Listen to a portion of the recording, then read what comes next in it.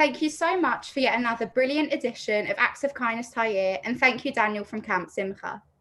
So, before we welcome our special guest for tonight, I thought I would quickly tell you what we have going on next week as we continue our 125-year summer extravaganza.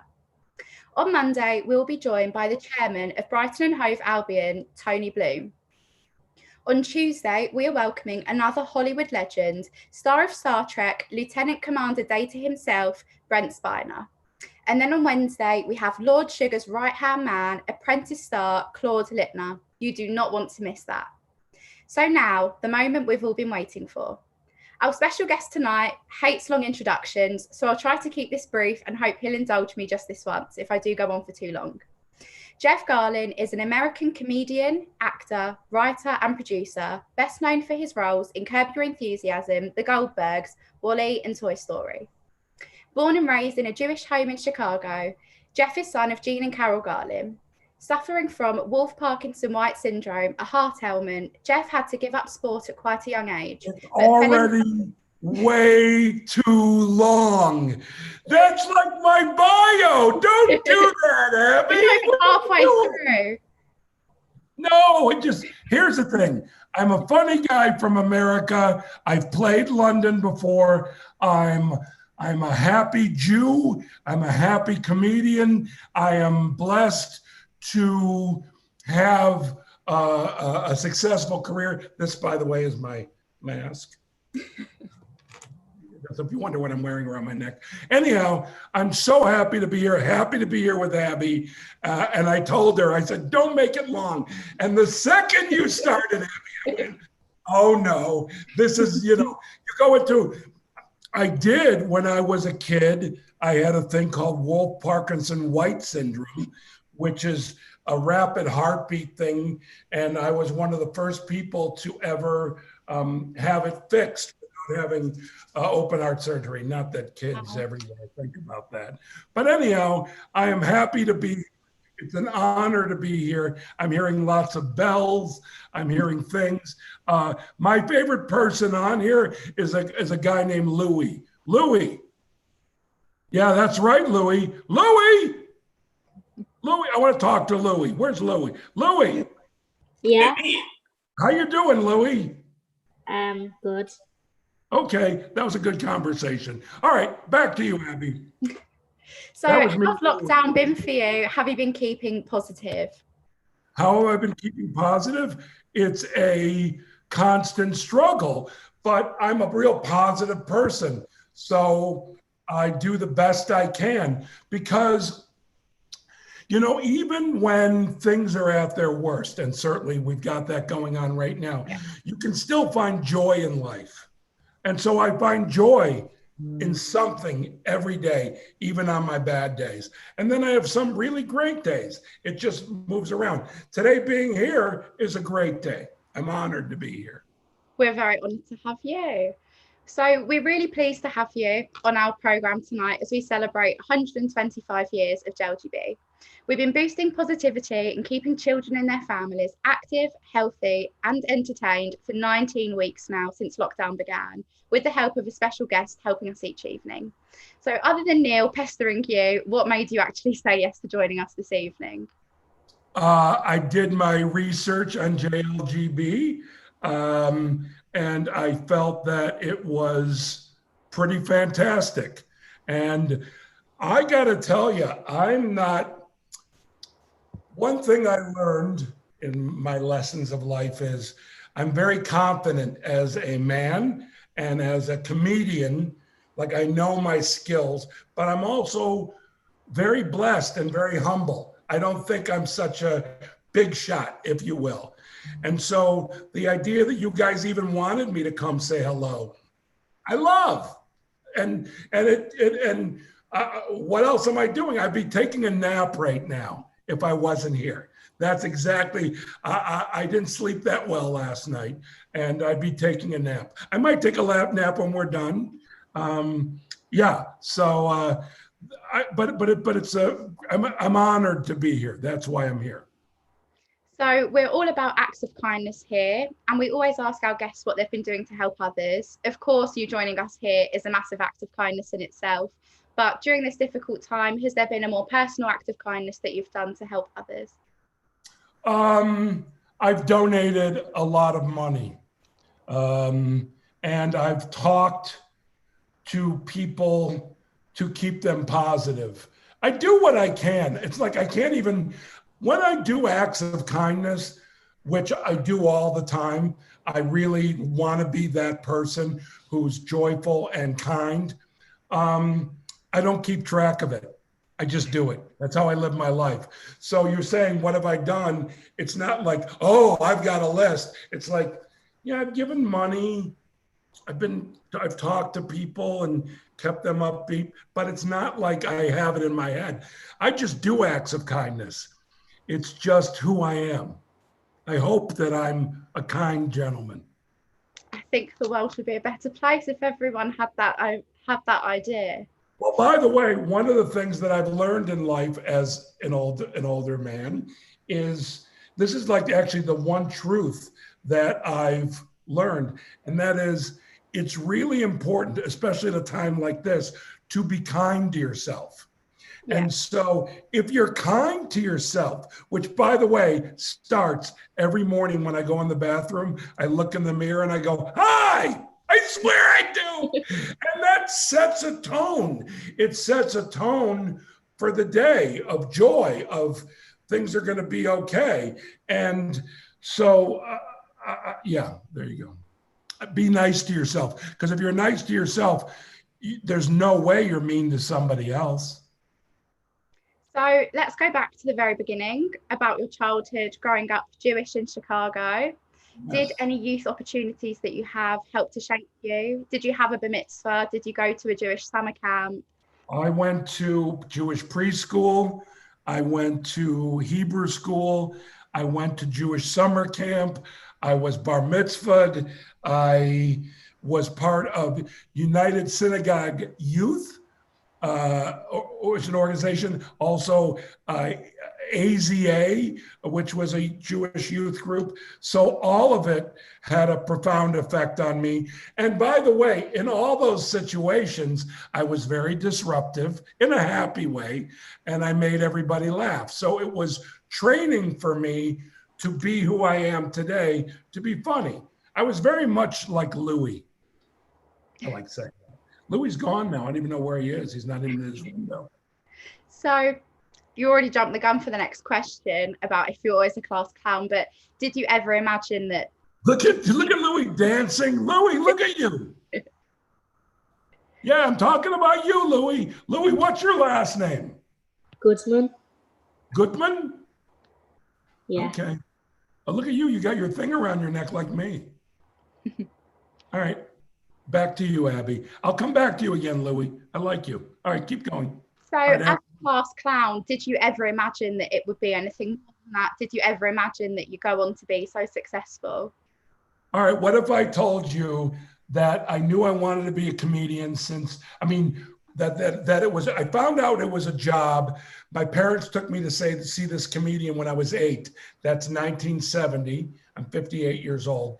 And they took me to see Jimmy Durante, who was a very famous comedian in the States. And on the way home, I watched, by the way, the people so happy. And I watched the way he was entertaining. And I thought, well, that's kind of what I do in class. And then I asked my parents on the way home, is that a job? And they said, yes. And I said, well, that's the job that I want. So I knew when I was very young that I wanted to be a comedian. And being a comedian is not like a normal job. Like, what would be a good job for me? Being a comedian is actually a calling. Any comedian that you guys know who's funny and well-known, believe me, it's a calling. It pulls you in. You don't get to say, maybe I'll be a comedian. It's like, I have to be a comedian. And that's what it was for me. I had to be a comedian. So first and foremost, you are an improviser, and you improvise stand-up and on Curb Your Enthusiasm. So how did you hone this craft? Can you give us your best tips for improvising, if there are any? All right. Well, by the way, I learned the craft. I originally learned the craft because I have ADHD. if you can't tell by watching me talk. And so ADHD, I always wanted something different to change things. And so I was a natural at improv. I learned how to improvise. I was in a theater in Chicago called Second City. And in this theater, they taught us how to improvise. And in a scene, like on Curb Your Enthusiasm, there'll be a story, but we make up our dialogue every time different. So that's, but if I'm in a movie or a TV show where someone has written the dialogue, I learn it and I say it, and I don't just make up what I want. I'm very respectful to anyone who writes. Yeah. So it's one thing to improvise. My tips for it are, if you want to be a good improviser, listen and react and try and make the other person look good. Hopefully they're doing the same thing. That's not always true. So sometimes I work with actors who only care about themselves. But if both actors, when they're improvising, are listening and trying to make the other person look good, it works great.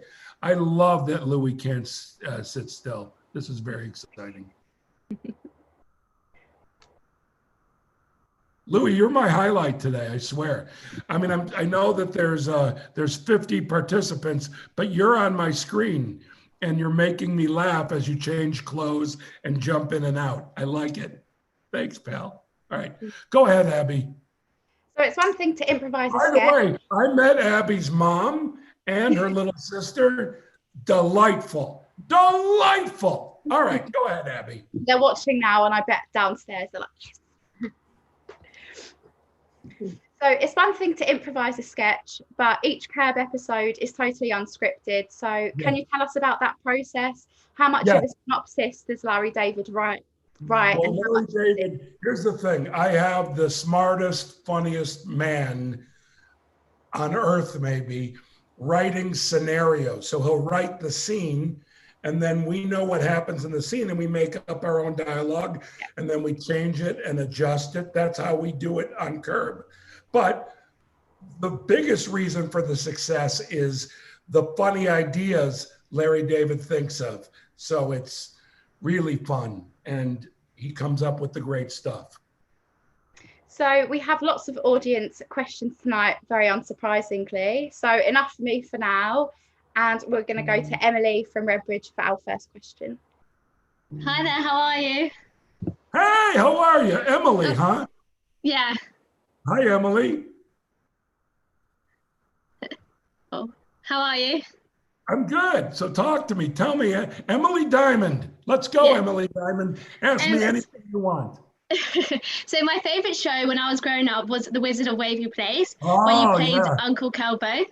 So what was it like working on the show and even get to work with and pretend to be like Shakira? Okay, so a couple things. Number one, when I started working on the show, a friend of mine was the producer of the show. And my kids were the right age to watch Wizards of Waverly. So I said, whatever you come up with, I'll do. They made me the uncle. When I shot my first episode, Wizards of Waverly Place hadn't even aired yet. It hadn't aired. So nobody knew Selena Gomez at all. And I love Selena. And her mother used to ask me about things. And I said, and I realized as I was working with Selena, I'm like, oh, this girl's going to be a star. And she had the best work ethic, the best sense of humor, so much fun. And I had fun with everybody on the show. And then I told my friend, I had done a bunch of episodes, and I said, you know what, I'm too busy. I don't want to do any more. And then I got a phone call from him. He goes, you're going to do one more. And I said, what are you talking about? He goes, I have this episode where he goes, I'll explain it to you later, but you're essentially going to be Shakira. And I said, wait, Shakira's going to be in it? He goes, yeah. And you and Shakira are essentially the same person. You're going to go back and forth. And the joke is, and I became friendly with Shakira, she's also very nice, was that I was a big fan of Shakira's, but I'd never heard her sing. I'd only seen her dance and stuff, and I'm like, Shakira. And I had so much fun, but I have to say that episode was very embarrassing to me based on the outfits that I had to wear. It was amazing. I rewatched it today. Well, by the way, here's the truth. I've never even seen the episode because I can't watch myself in those outfits. Oh no, definitely go tonight and watch it. That's a good idea. I can't look at myself in those outfits. I can't. No, it's one of the best episodes. Yeah, I hear that. By the way, I remember shooting it and it was really funny and it was fun and I have great memories of it. But no, I won't watch. By the way, that's something. Know that I've worked. I'm 58. I've been doing this as a job since I'm 20 years old. So for 38 years. What are you doing with your phone, Louie? Louie, what are you doing with your phone? Just watching you. I was watching you on Facebook. Oh, you're watching on the phone, but yet you're also watching on your computer. Yeah. Okay. All right. By the way, Louie's things fun. All right. Anyhow, the majority of things that I have filmed, and I swear this is completely true, I've never seen. Like the thing IMDb, and it lists all your shows. I bet you half those shows I've never even seen are movies, because for me the joy is in doing it, and unless I generally don't watch it. I don't, because it's not an ego thing for me of like, look at me. As a matter of fact, I kind of get a little nauseous watching myself. True. So I've never seen, I think I've seen one episode of Wizards of Waverly that I was in. I'm trying to remember. Anyhow, point being is I haven't seen most of my stuff. So there you go, Emily Diamond. It's so nice to have met you. Thank you so much. So nice to meet you too. Pleasure. The next question we have is from Emma from Cardiff. Emma from Cardiff? Hi, how are you? I've only heard about Emma from Cardiff. I've never seen you. In the States, we talk about Emma from Cardiff all the time. Well, go ahead, Emma from Cardiff. What do you want to ask me? I'll answer anything. So I've heard that you said playing the captain on Wally is one of your proudest moments. So could you please tell us a bit about why this is so special to you, how you got the role, and what it was like to work with Pixar? And also, did this lead on to them playing Buttercup in Toy Story? Okay, so by the way, I, like all of you, for years have watched Pixar movies and loved them. The original Toy Story, I love Pixar movies. So Andrew Stanton, who wrote and directed Finding Nemo, contacted me. We knew each other. And he said, I have a part for you that I'm really interested in you doing. We'll fly you up, because Pixar's up in San Francisco in Northern California. And I'm down in Los Angeles. So they flew me up.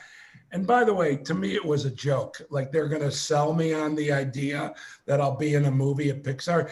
I was going to say yes, no matter what. So I went up there, I saw that the character they had designed kind of looked like me. And I said, yes. I worked for 3 years on it.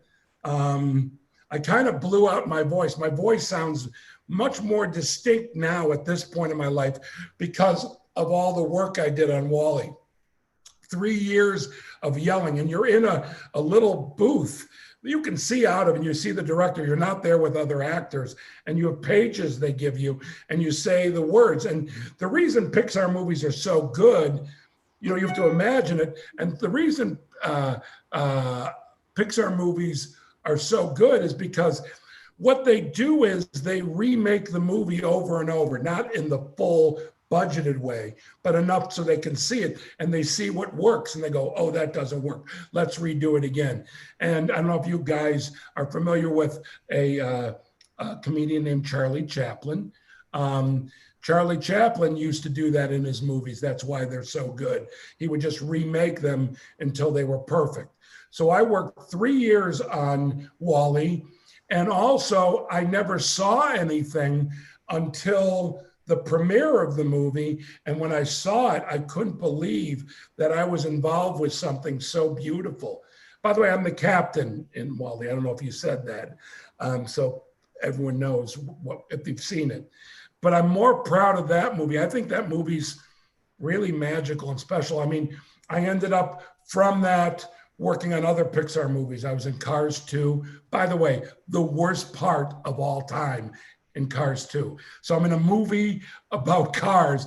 Do you know what voice I am? The lemon, the crappiest car in the whole movie, my voice. But also I'm Buttercup the unicorn in the Toy Story movies, Toy Story 3 and Toy Story 4. But it's such an honor. I did one movie because they make great movies, and that's a company called Leica that Leika, I believe that's how it's pronounced. Anyhow, or Lai. Anyhow, I did a movie called Paranorman that you guys might have seen. I played Paranorman's father.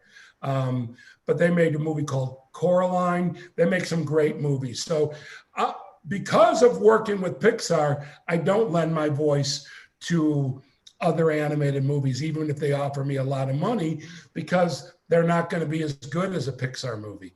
And I'm so honored to be part of it. But Wall-E specifically, man, I can't believe that I was in that movie. And it's also the kind of movie where they wouldn't do a sequel, you know? So it's a one-time thing, but man, that was magic for me. And I love it. When I saw it for the first time, remember, I was recording, not seeing anything. And the first time I saw it, I was moved to tears. I could not believe that I was in something so beautiful. Wow, thank you so much. Thank you, Emma. Emma from Cardiff. Louie actually has a quick question to ask you. Louie, you got a question? Go ahead, Louie. Hi, who's the most famous person you've seen in your career? The most famous person I've seen in my career? Yeah. Who's your favorite comedian? Like, name somebody like that you think is really famous. Anyone? James Corden. James Corden is really the most, well, he'd be on the short list of people I don't know. I don't know James Corden. And I know who he is. I've never been on his show. I've been on every other talk show except for James Corden. Yeah, so I don't know James Corden. I don't know Eddie Murphy, Jerry Seinfeld. I don't know. Okay. I mean, I know anyone who's in the comedy business, I know. So I know lots of famous comedians. Yeah.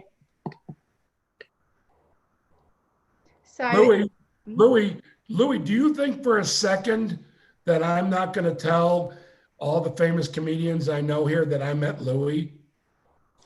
I'm going to tell all of them. Who's that behind you, Louie? My sister.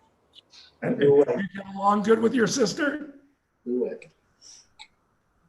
you make your sister crazy, or does she make you crazy? She makes me crazy. Hi, what's your name, Louie' sister? Go on, just call me. Oh, she's called Daisy. Okay, it's okay. All right. Well, nice. Louie, I'll come back to you again later. Louie, you're the highlight for me. All right. Although Abby and Emma and Emily are big highlights too. But I was going to say, I'll try not to be too offended by that. But the next question is from a different Louie now. Okay, let's go to a different Louie. Nobody told me there'd be more than one Louie. Look at you. Louie, you look like an older version of Louie. So young Louie, that's what you're going to look like. Look at the two handsome Louies. You got the world made. All right, go ahead, Louie. So while you had lots of success before, it was arguably playing. Do you have a Union Jack flag anywhere? Yeah, I do there, yeah. I'm kidding with you. It's right there on the screen. Go ahead. So arguably it was playing Jeff Green, Larry David's manager and best friend in Curb Your Enthusiasm, that made you a household name. So I want to know, how did you get involved with this? Because I actually heard it was your idea. And also, I'm sure you get asked this a lot, but what's it like working with Larry David? Okay. Yes, it was my idea, and I was smart enough to tell Larry David. When you have a great idea, it's really good to tell a genius. So I told the genius my idea, and he said, yeah, let's do that. And Larry David is one of my dearest friends. And when we work, we take our work very seriously, but we laugh all day. We laugh all day. And he even said to me, he goes, you're never going to have this much fun ever again working on anything. And he's completely right. So we laugh all day, and it's much fun. And he's the best guy. And yeah, it's really, really, really, really fun. So the next question is from Guy. Thank you, Louie. Louie, thank you. And enjoy your Union Jack flag and your speaker and your white speaker. Go ahead. The next question is from Guy. There you are, Guy. Is that Guy? Wait, Guy? Yeah. Did you just get those glasses, or have you had them a long time? I mean, I had them a long time. Okay. Okay. I wasn't, Guy, I got to be honest with you. I wasn't expecting the glasses. From everything I heard about you, nobody ever mentions the glasses. They just say he's a handsome, cool guy. That's all they ever say about Guy. But oh my God, look at you with the glasses. All right, go ahead, Guy. You got to give everyone a fighting chance. That's why you put on the glasses. Okay, good. Okay. I wear glasses too, Guy. I do. And I wear, yeah. All right. So on Curb, you work with the brilliant Jewish comedian Susie Essman. Okay, hold on one second here. Yes, she's a brilliant comedian. Have these questions been given to everybody and everyone's just taking a chance? Because it seems like, Guy, you're reading the question and you're not actually asking the question. Am I wrong? Okay, sorry. Which I'm to do it with my eyes closed, but that's bad manners, obviously. Well, no, but I'm saying, is this really your question? Yeah. Or is this like a question that you've been assigned to ask me? This is my question. Okay, great. Let's go, Guy. Right. Right. Okay. So you work with the brilliant Jewish comedian Susie Essman. Yes, I do. And she is a Jew. Yeah. A lot of them are. By the way, you know what's really funny? I'm on the Goldbergs, and yet there's only two of us on the Goldbergs that are Jewish, myself and George Siegel, who plays the grandfather. Everybody else, all three of the kids two are Italian. One is a Latina who's Catholic, I believe, and two are Italian and Catholic. And then the mother, Beverly Goldberg, Wendy McLendon-Covey, is also not Jewish. So I'm on a show about a Jewish family, and I'm Jew. George Siegel are the only Jews. But go ahead. Sorry. So my question is, because obviously she plays quite an interesting character and quite a temperamental character on the show. Yes. So I ask, no, of course, I imagine she's not like that in real life. But the question is, when you're improvising with each other and when you're playing sometimes quite a hostile relationship with one another, Yes. You often get worried that you've offended one another with your jokes, so you've gone too far. Okay, that's a good question. She used to be very concerned that she was offending me by calling me, let's just leave it at names. And to be honest, on a couple things. First off, she's one of my dear friends, so she's acting. I don't take offense. And I always thought when the show started, if I don't want to be called certain names, lose weight. And that's what I did. And she can no longer call me that name because it doesn't make sense. When I first started the show, I was like 80 pounds heavier, maybe more even. And I've lost like 80 to 90 pounds. And so she can't call me those. She calls me other things, and she plays this mean character.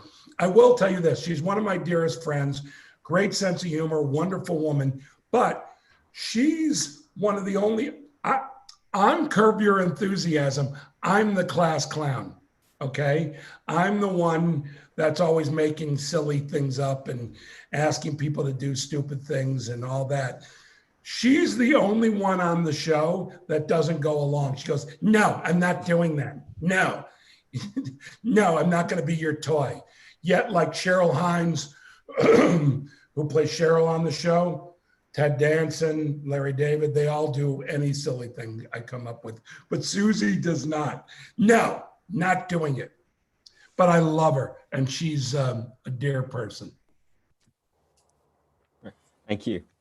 Thank you, Guy. So, as I said before, my family and I absolutely love the Goldbergs, where we, of course, play the Father Murray, based on Adam Goldberg's Jewish upbringing in the suburbs of Philadelphia. What was it like to work on the show with the cast, especially Lucky the dog, who I hear you have an extra special connection with? I don't think everyone else knows. I love the cast on the Goldbergs. We're going to start shooting during the pandemic. They have lots of safety. Let me just turn off my mail. It keeps dinging. Hold on. I apologize. Let's turn that off. Quit. And now I'm quitting my texting thing. Come on. Why is it not popping up? Here we go. Quit. So hopefully there'll be no more dings on my part. Sage, come here, sweetie. Sage. Oh, she'll come out in a minute. Anyhow, I love everybody. My dog on the show, the dog's name is Lucky, but in real life it's Sage.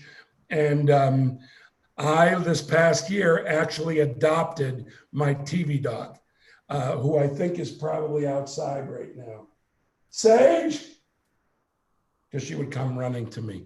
Well, hopefully before this ends, she'll come and I'll show her to you. You there? Oh, yeah, come here, Sage, come here, go, my baby. I'm so madly in love with this dog. And she is, during the pandemic, she has truly changed my life. She's kept me, my best friend, say hello to everybody. You're putting your head up. Hold on, let's do it. All right, that's Sage. She is perfect. That's all. I love you. But she plays Lucky on the Goldbergs. About a year ago, I decided, I live alone, and I thought, look, I'm divorced, which is, although I love my ex-wife, I do very much. And we had dogs. We always had dogs. She has dogs now, new dogs since, who I love. And I realized living alone, not knowing there was going to be a pandemic, I said to Sage's trainer, Lucky's trainer, if you know her that way, and I said, can you help me find a dog? She goes, what about Sage? Now, for 7 years, that dog has been sitting on my lap while I wear my tighty whities and I pet her. And all I've been saying is, I love this dog. I wish I could have this dog. She said, what about Sage? And I'm like, are you kidding me? So she came home with me about a year ago, and she's my best friend. I love her. And she's brought me so much joy during this time of great isolation for all of us. See, a lot of you guys are very lucky that you're living with your families. It may not feel like that sometimes because you're in close quarters and you're probably arguing and your parents aren't used to having you home.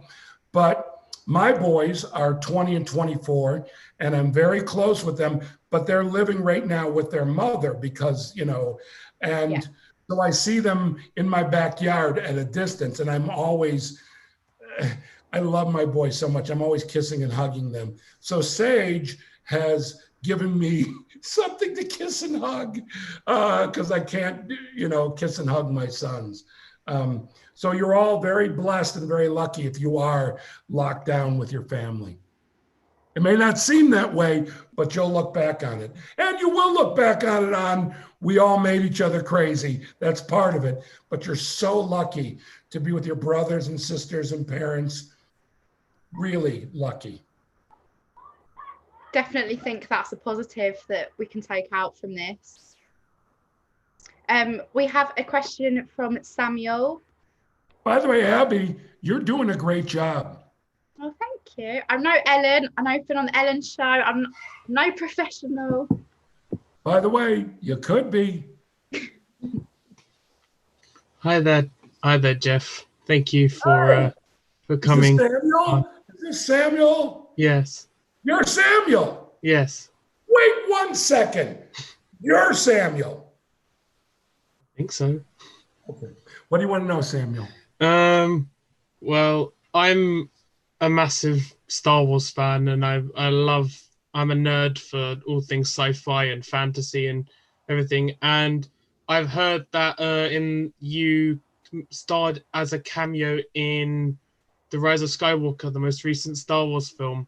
That's completely true. So I would like to know how did that happen, and like how well do you know J.J. Abrams? Again, another fellow Jew, and it's a very close community. It's a small world. J.J. Abrams is one of my dearest friends, and also the woman that produced the movie is my former assistant. So for me, I'm doing favorites. I'm actually not being rude looking at my phone. I want to find the picture of what I look like. Okay, here we go. This is because here's what happened.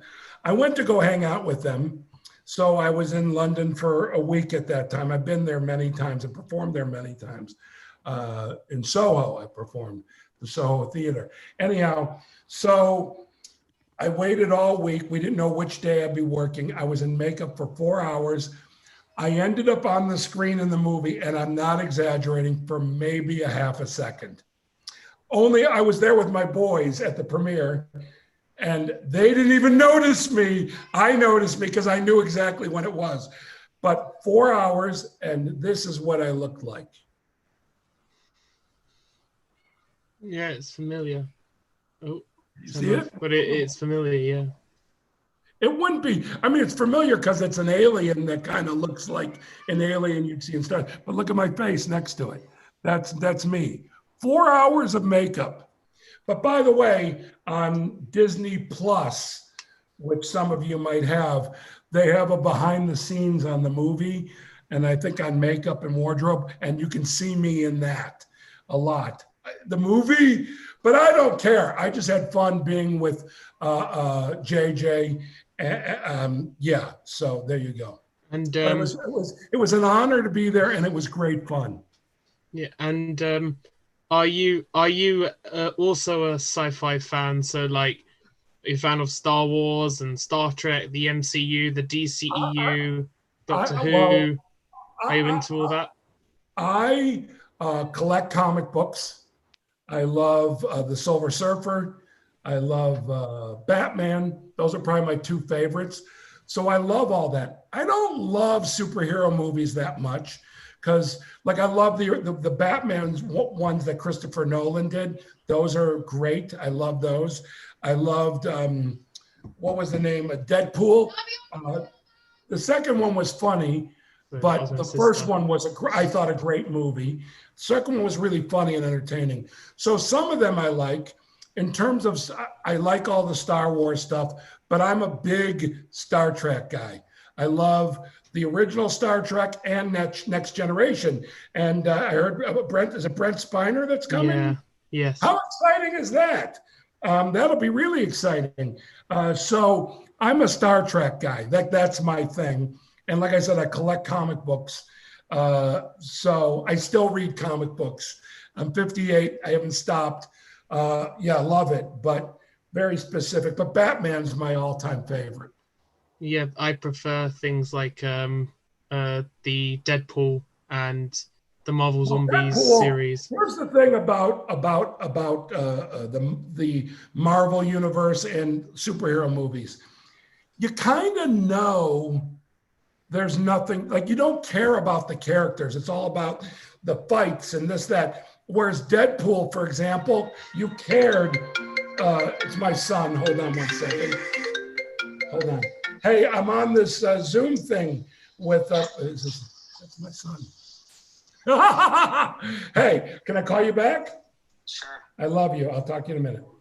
All right. So you don't care about the characters. Like Deadpool, I cared so much about the character, and that's the trick. So anytime there's a superhero movie and you really, like when I watch the Avengers, I don't care, and I know they're going to be okay. They don't pull me in, you know, but Deadpool pulled me in. I know that's an elaborate answer, and some of you watching don't care, but nonetheless, I answered. Yeah, supposedly he'll be in the MCU, so thank you.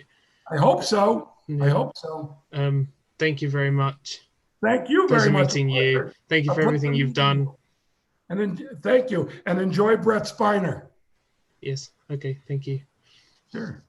Before we go on to the next question, I just wanted to quickly say that at the minute we have 600 people watching live on Facebook. Oh, really? This Zoom. Hello, everybody on Facebook. Yeah. So the next question is from Sydney. Hi. I thought you were coming from Australia, but your name is Sydney. Oh, Sydney. Wait, Hi. Are you Sydney Middleman? Yeah, I am. You're Sydney Middleman? I've heard so much. What can I do for you, Sydney Middleman? Well, first of all, I just want to say thank you so much for coming on tonight. I know we all really appreciate it, and I was a massive Wizard of Waverly Place fan and of yours. So thank you so much. Well, thank you for saying such kind words. I appreciate it. Okay, so my question is, so coronavirus has affected the entertainment industry so much, closing West End and Broadway shows and pushing back movie release dates and halting a lot of TV production. So from the news, we've seen that it looks like America has been hit so hard by it, with 150,000 deaths, even more. So how do you see the future of your industry changing because of this pandemic? And how are the Goldbergs and Curb affected by this all? Okay, I'm going to tell you something. I don't see it changing at all. It's just when the pandemic, when they start having a cure and all this, everything will go back to normal, despite what people say. That's the reality. People, look, I'm not doing stand-up now, and I won't do stand-up again until I know I can be in a room filled with people who are not wearing masks. I know some people are always going to wear masks because they're either scared or they're a little bit sick and they're worried. But until I can see smiling faces, the Goldbergs, for example, we're coming back to work in 3 weeks, and every department is separate from every department, and everyone's masked. And like the director is over in another area, and he's going to have to talk to us on a microphone. Like the only people that I'm going to be around are other actors. But even that, there's not going to be a shot where myself and another actor is next to me. Just it'll be me by myself, and then we'll shoot over. We're finding ways around it, and hopefully no one will get sick. That's the hope. But I think, here's the thing, and I would tell this at the end, but I'm going to tell you now. I really feel, and I know the world's in a strange place, not only because of this, but because of the way the world is with leaders and different things, and you guys have Brexit, we have Trump. It's a whole world of stuff. But the most beautiful flower is a lotus flower. And a lotus flower grows from the muck, from the dirt, from the bottom of the water, like all the crap. And the lotus flower comes out. And I think the world is like the lotus flower. So all this crap is happening now. We're all going to come out of it. And hopefully the thoughtful, enlightened people will grow and feel good. But I know there's a lot of people who aren't wearing masks, aren't taking it seriously, are very, it's an ego thing. I think I'm not going to wear a mask or whatever. Whereas I do social distancing. I wear my mask when I'm out. If I go out in public, I wash my hands all the time. I'm respectful, and I don't want to get sick, and I don't want to get anybody else sick. But after all this happens, we're going to be a lotus flower. Things are going to be beautiful, and they're going to be great. And I will go back to doing stand-up. And when I do more Curb Your Enthusiasm, which I'm supposed to start in November, but as time goes on and we have ways of dealing with this, it'll all go back to loveliness. And you got to work hard to find the loveliness now, but it's all going to be a big lotus flower. I promise you. Thank you so much. Like, fingers crossed for it all. I know I'm dying to get back to like theatres and start all my shows again. The only thing that we have to do is be okay. And by the way, you're all young. I imagine some of you are in therapy for whatever reason. Your parents were in therapy. I'm in therapy. And one thing it makes me a better man. And one thing I've learned over the years in therapy is to be okay. It was a hard lesson to learn. Be okay with not knowing. So we don't know when all things are going to get back to normal, but they will get back to normal. And it will be a lotus flower. Just got to be comfortable with the not knowing. That's the only hard part. Thank you. Thank you. We have found another Louie to ask you a question. Very popular name. What can I say? So, Louie. Can I just say, this is in no way a setup. I was not brought here. I was not paid to come along. I was in the Zoom since 7:30 this evening. I just wanted to make it very clear from the beginning. This is not a setup. But lovely to meet you. By the way, Louie, I can see you have a delightful kitchen behind you. Thank you. I think after you're done talking to me, you should have a snack. Thank you very much. I've not actually had dinner yet, so that could be a wise idea. Yes. I hear you are into your photography. Is that correct? Yes. Hold on. It's my ex-wife. Hold on. Hey, I'm on a Zoom thing with London, with all the kids. But I'll talk to you in a little while. I'll explain to you later. I'll tell you later. Goodbye. By the way, I'm one of the few men on earth who's happy to talk to their ex-wife every day. I love her. That's entirely your choice. It is my choice, and I choose that. You know, you can make the choice to be kind and thoughtful and giving and just have that be who you are. That's what I've chosen. I've chosen that. I've not chosen to be a selfish jerk. I want to be, you know what my goal is always in life? To be a mensch. That's what I want to be a mensch. Me too. Well, good. That's good, Louie. All right, so Louie, you were asking me about my photography. Yeah, I wanted to know if you had a specific genre that you are focusing on. Well, yes. As a matter of fact, I have in here, I have an assistant for my photography. I'm in my office right now, and I have to go through all these pictures because I'm doing a book. As you can see, all the pictures are of people, usually on a film and television set. So that's what I shoot. I shoot people, and there'll be a book. But by the way, I am planning when this goes away, I'm coming to London to perform. And at the same time, I'm going to have a photo show in London. I already had it here in Los Angeles. And I shoot Leica cameras. And it'll be at the Leica Gallery in London.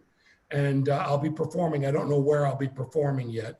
But I'll be in London with my photography. I love doing photography. Now, I got asked earlier, did I know I was going to be a famous comedian? And I did. I knew I was funny. I knew that I was going to make it. Knew it. Now, in terms of photography, that started about 14, 15 years ago. And I only did it because it was fun and it was joyful. And never in my wildest imagination did I think I'll have a book or I'll have a show. Now, you can get a book or a show just by being famous. And I didn't want that. So I waited years before I showed anybody my photography because I wanted to make sure it was really good, that when people would see it, they'd go, wow, I love that, you know? And so I had no idea that anyone would ever dig my photography. People dig it, and it makes me very happy. And I will be bringing it to London. Great. Yeah. I look for. You should also come to Goldbergs Green as well. It's a great place in London to do. What's that? I was recommending Goldbergs Green as a place to go and shoot. To shoot. Yeah. People. Yeah, come along. I love shooting people. Yeah, Goldbergs Green? Goldbergs Green. It's a great place. You'd love it. Wait, hold on. Goldbergs? Goldbergs Green. Where is that? It's in North London. It's a great place. There's lots of Jewish people there. You'd fit in. Great. By the way, I'd love to go there. And the thing about, do I have it with my camera here? No. Leica cameras are so simple and quiet and small that you just, I still hold it up to my eye, because most people do photography with their phone. That's my screenshot of whatever planet that is. But I rarely take pictures on my phone unless it's something I'm going to put up on Instagram. Rarely. I use my camera for everything, which is not what people do nowadays. So. Thank you very much. Thank you. A pleasure to meet you, Louie. Likewise. Before I go to the next person, I'm just checking that I am going to get tickets to see you in London, please. Oh, please do. Please do. And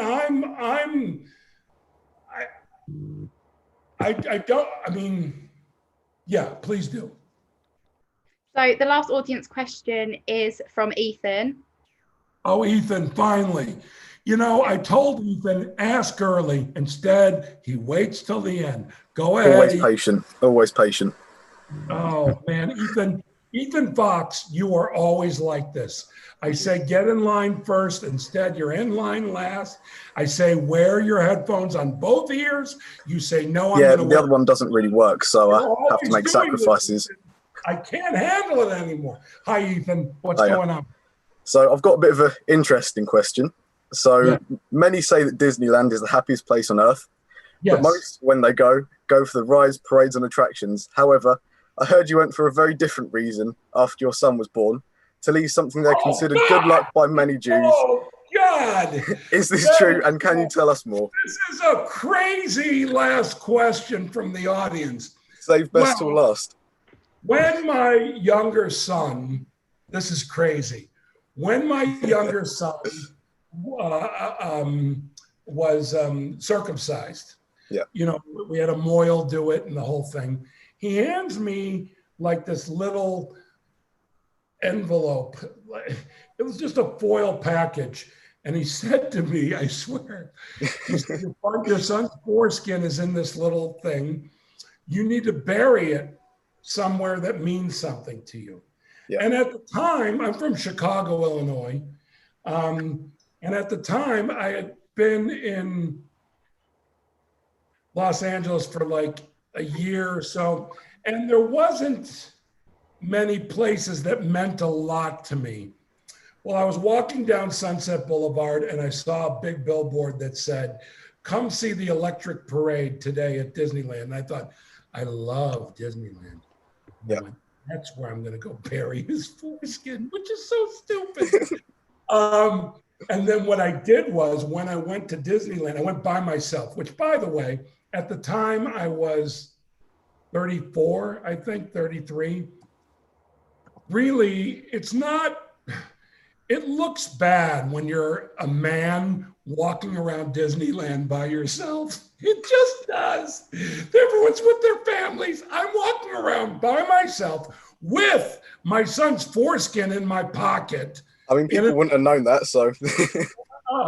And so what I decided, because I told you I've lost weight, I was eating crap. I thought, I'm going to go in every land, Fantasyland, Frontierland, Tomorrowland. I'm going to go in every land and have a big meal. And when I'm done with all the meals, I will bury my son's foreskin and it'll be a magical day and I won't eat crap again. Well, I think I made it through 2 lands. I'm in Fantasyland and there's this area where they have food in Fantasyland. I think it was based on the Hunchback of Notre Dame. I'm not quite clear. So I'm sitting, I got my food and I'm eating a big turkey leg. And I'm eating like this, and there's all these families, and I'm a turkey leg.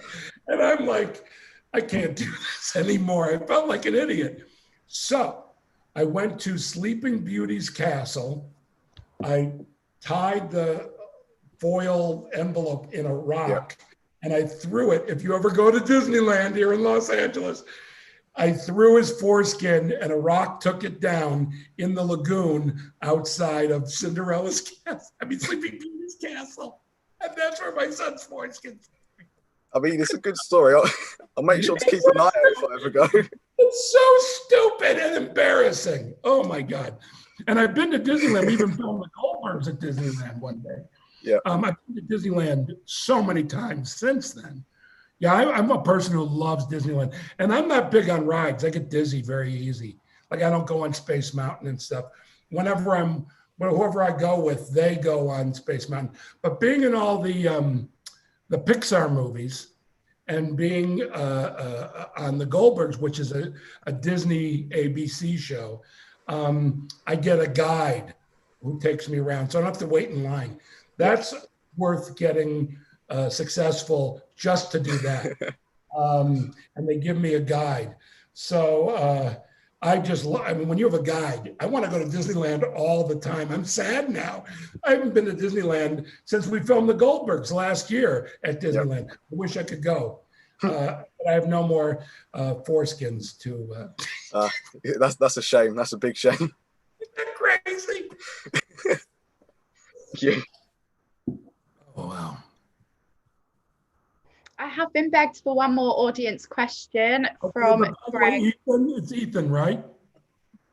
Ethan was the young fellow. Who was the person who just asked me a question? Ethan. Hi, Jeff. Ethan, I just want to say nice meeting you. Thank you. Hi, Jeff. Thanks very much for your time. I'm going to sneak in a last question. Hold on a second. Is this Gregory Clark? Very one, the one and only. Gregory Clark? When I was in London last time, everybody said to me, you got to meet Gregory Clark. And I didn't. Look at us now. I'm pleased I can make your dream come true tonight. Yes, we made our acquaintances. All right, go ahead, Gregory Clark. What do you want to ask me? By the way, when I start filming the Goldbergs in 3 weeks, got to shave my beard. I grow a beard every summer, starting last summer. It's the first time I ever grew a beard, and I like having a beard. Yeah, but I have to shave it for the Goldbergs. I got to be all clean. All right, go ahead. Go ahead, Gregory Clark. Ask me up. Ask what you want, Gregory Clark. So my my lockdown binge watching has been Curb Your Enthusiasm, and I watched episode after episode, and Larry David's personality sort of rubs off on me. It's quite infectious, and I myself become quite irritable. And I'm wondering if that's something that the rest of the cast and crew experience, or whether Larry's really like that in real life, or no. Like I said, we're filming it, we're taking it seriously, but we laugh all day. And Larry's not like that, you know. Not that he's not like that. I mean, that's part of who he is. But on the show, he just does. The show's really about a guy, Larry David, who created Seinfeld, who's trying to get through the day with a bit of dignity. That being said, he fails at it, and I don't help him. My character doesn't help him. But all day long, we're real people, and we laugh and have a good time all day, and we work hard. So it doesn't rub off on me.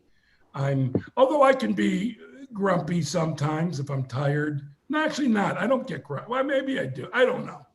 But Larry's very nice, and really, that's only when the camera's rolling. Okay, thanks very much. Thank you. So, of course, this pandemic has been awful, especially for the elderly and those who are high risk. And of course, they're the priority. But for young people who haven't been able to go to school, not knowing what's going to happen with their future, with university, exams, COVID's had a serious toll on our mental health. I know that you have done some transcendental meditation, and I do meditation as well. And I was wondering if you could tell us more about it. Well, transcendental meditation is beautiful because it's not religious. You know, it's not, it is organized, which I don't love, but it's not religious. And so it's really effortless. You have a mantra, you close your eyes. What it is really is twice a day, I just calm down and I'm present. I do it when I'm on the set. I go to my trailer, or if we're filming on location, I'll say let's say we're filming in a hotel, I'll ask them if there's a quiet area I can sit. And here's the thing that, you know, it's very calming and I recommend it. I recommend any kind of meditation, as long as you're just being quiet and present. But here's what I want to say. When you're young, everything seems so big in terms of drama. A lot of drama in high school, with boys, with girls, a lot of drama. And I promise you, in terms of going to university, or, you know, some of you didn't get to graduate this year or won't get to graduate, and you worry about how college is going to be. The truth is, it's all going to be normal again, but we don't know when. And that's where something like meditation comes in, to just chill out a couple times a day. And like I said, you don't have to do transcendental meditation, anything. Even if you sit for transcendental meditation, I do it for 20 minutes twice a day. But even if you sit for 5 minutes once a day in the quiet somewhere, and just close your eyes and breathe slowly, that'll do wonders for you. It's just taking a break, taking calm, and don't let the drama of all this crap get to you. Don't. And if it does, just close your eyes and think of the ocean, think of you doing something that you want, or don't think of anything. Whatever you want. It's really nice. So these are unprecedented times. Unprecedented, yes, for sure. Yeah. Look, I'm much older than all of you, and I've never experienced anything like this. So it's unprecedented. This is something you'll tell your grandchildren about. Yeah. You know, you hear things about the past. It's like, what was that like? What was that like when you talk to older people? By the way, that's one thing I want to add as a bonus. Some older people are always telling you what to do, and they're just not getting it. But look to older people that you think are cool, and because they've lived a life and they've lived a lot more life and they can show you things. So many older people should have respect. A lot of older people, you want to say, hey, will you shut up and leave me alone? You want to, don't do that, disrespectful. But there are so many beautiful older people that I bet you if any one of you like acts of kindness, you can't do it now, obviously, but there might be things you can do in terms of like going to an old person's home and just sitting and talking with the people, or talking with the people, the older members of your temple, or whatever it is. There are so many people that are older who I have had so many mentors, older mentors in my life. Like I hang out with people, you know, who's a friend of mine right now, not right now, but been a friend of mine who I love, a guy named Norman Lear. And Norman, I believe, is either 98 or 99. And he teaches me stuff all the time. So I hang out on the computer, on my iPhone, with a guy who's 99 years old. Teaches me so much. Yeah. He created numerous TV shows. He has been a comedy writer his whole life. So it's just an honor and a delight to spend time with someone like that. And he never tells me what to do, but I ask him. That's delightful when you can ask an older person. Your grandparents, who you probably can't see, just talk to them. I bet you your grandfather or grandmother has more for you to learn from than you can possibly imagine. So do you think that we can take any positives from this? And do you think that, you know, we can take any positive messages and we can all be joyful again and take really positive things from this? Well, okay. So look, when things are at their worst, you can find joy. You find joy wherever you can. Sometimes when I speak at a college and I'll say to the students, what is your dream? What do you want? And I swear the number one thing that I hear is, I want to be happy. Well, that's all good and fine, but life is not about being happy. Being happy is such a small part of life because some days you're not so happy and it's okay. You know how people say, don't be sad? No, it's okay to be sad. Being sad is part of the whole thing. You can't be happy all the time. You can't be happy all the time. And so it is times where you're down and depressed, but do your best to get through that. Enjoy joy wherever you can find it. Enjoy happiness whenever it finds its way to you. And I think that the best is still ahead. The best is still ahead. That's just my feeling. Yeah. And, you know, you can feel the same way too if you want to. Definitely. So finally, the last question is always the biggest that we ask all of our guests.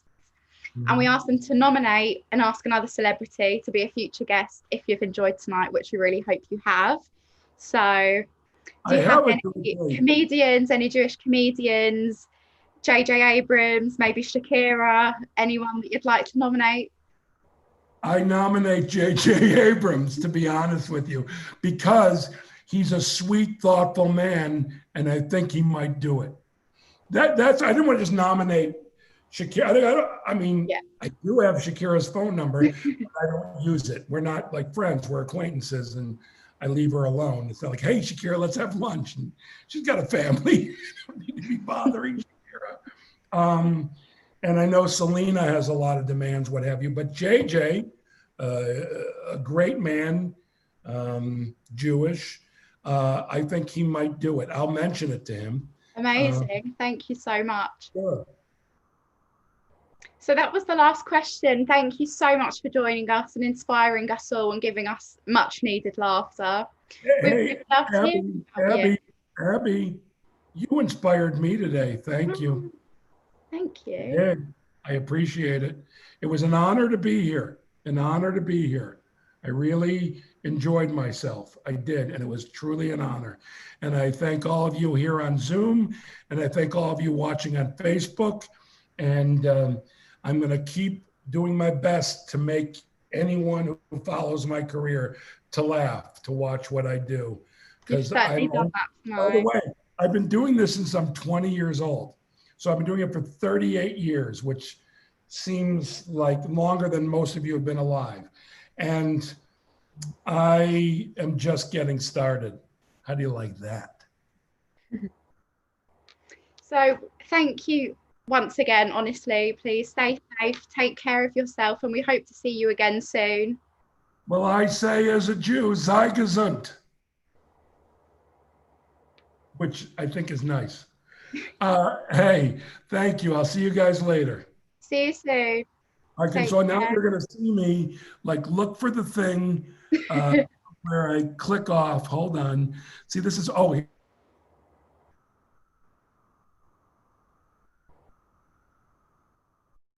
And that's it. A massive thank you to all of you for turning in to our third night of JLGB Virtual Summer Entertainment Extravaganza, supported by Genesis Philanthropy Group. And a huge thanks again to Steve, tonight's Acts of Kindness charity Camp Simcha, and wasn't he amazing, our brilliant special guest, superstar Jeff Garlin. And we will see you all tomorrow. We've had a week where we celebrated the talents of our guests, but now it's your turn. Tune in for an evening filled with JLGB talent with our very first virtual JLGB talent show. And next week, our summer extravaganza continues with more incredible guests. On Monday, we'll be joined by the chairman of Brighton and Hove Albion, Tony Bloom. On Tuesday, we're welcoming another Hollywood legend, star of Star Trek, Brent Spiner. And now on Wednesday, we have Lord Sugar's right-hand man, apprentice star Claude Littner. You do not want to miss out. Keep following us on social media at JLGB HQ so you don't miss a thing. Until then, keep well and good night.